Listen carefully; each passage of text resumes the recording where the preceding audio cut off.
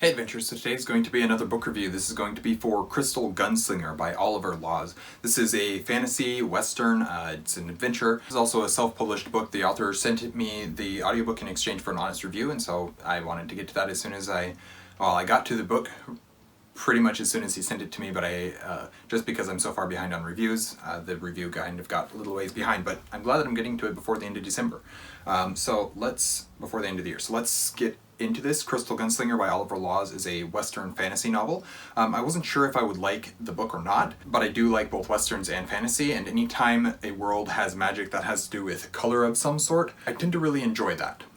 So I was hopeful that I'd enjoy it, but I didn't know. And that's kind of the way that I am with all books, because I go into books not knowing very much about them at all, and I never really know if I'm going to enjoy a book or not. Sometimes I think that I'm going to enjoy a book, and then I read it and it wasn't my favorite, and vice versa. So anyways, let's see. Before I get into the rest of this review here, I'd just quickly like to say, if you're liking what you're seeing from an Erudite adventure, we'd really appreciate it if you'd like, comment, and subscribe.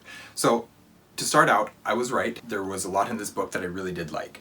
But there was also a few things that took me out of the story just a little bit, and I will get to those things in a moment here. All my life I've had a bit of a fascination with crystals and minerals. I think that they're super cool. I think geodes are one of the coolest crystalline structures that are out there. Just for some reason that I really like geodes and stuff like that. So when I see them in a story and when I read them in this book, I couldn't help but love the way that they were incorporated into this fantasy world and when they are incorporated into any fantasy world.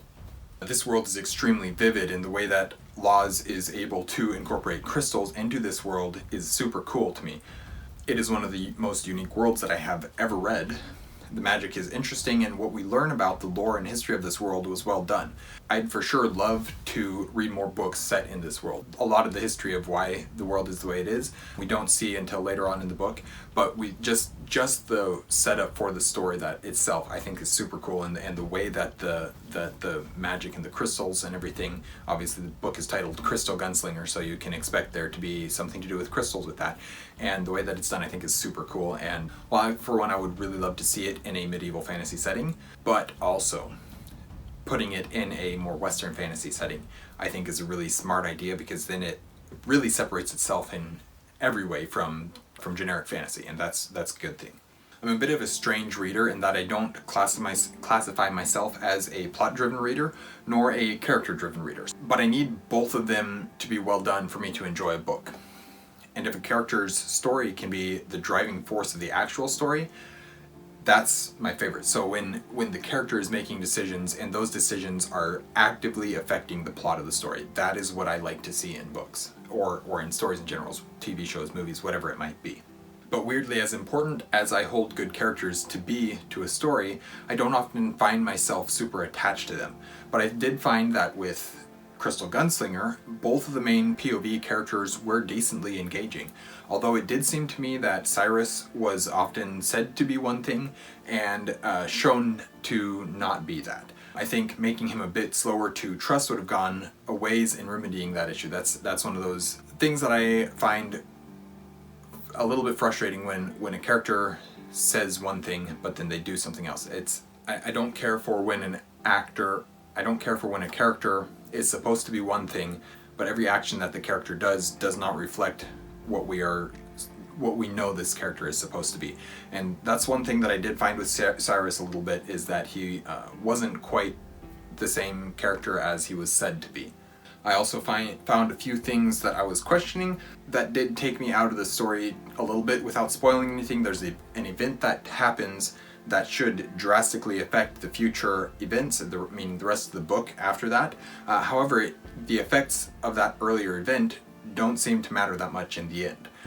It was stated that they did, but again, it wasn't really shown to affect it in that same way. I guess the saying one thing and then showing a different thing is probably my biggest issue with this book specifically. The primary thing that took me out of the story, though, more so than that, even though that's my biggest issue, is I found a phrase that didn't seem to belong in a fantasy world. It's a phrase or saying that has a very specific Earth origin, and I don't think that it would exist in that world, since I don't believe this world is set on Earth. If I remember correctly, it was used more than once as well, and so every time I read that or heard that phrase read, because I was listening to the audiobook, every time I listened to it, I heard the phrase and I was like, and it just instantly took me out of the story and made me realize, or this isn't a fantasy world that I'm immersed in, this is a book that somebody has written.